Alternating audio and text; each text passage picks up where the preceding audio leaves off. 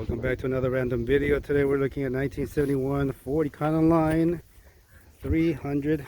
Last night had a little bit of an issue and I busted a fuel hose, so we're going to replace that today. This is a 302 with a 2-barrel carburetor. So to prevent having too much fuel come out the front when we remove the hose, we're going to go ahead and clamp it.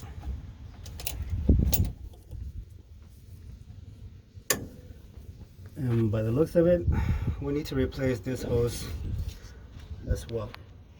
As we can see, this hose is pretty brittle, so we're going to replace that. That one looks pretty new, so we'll leave that. We can see all this debris is actually from the hose deteriorating from the inside out. So we're going to get this cleaned up before we put it back in. We got the filter cleaned out, replace that piece of hose, and I have a bigger piece of hose because I'm going to zip tie it here. That way there's no issues. Okay, the hose is out of the way. We got it connected to the hard lines. Now let's check it back. We're going to replace this hose that's going from the fuel pump out to the carburetor. Alright, there we go. In case you're wondering, this is an Edelbrock fuel pump. It's about 2 psi to 4 psi. Now we're ready to test it out. I didn't have enough hose, otherwise I would have replaced the other one.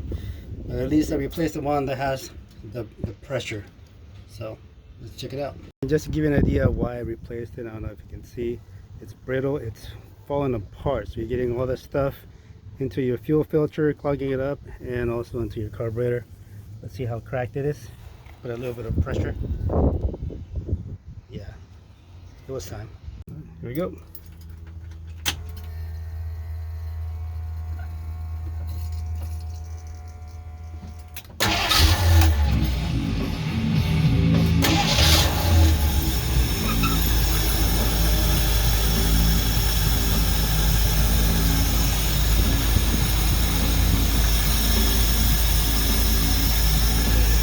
Good to go.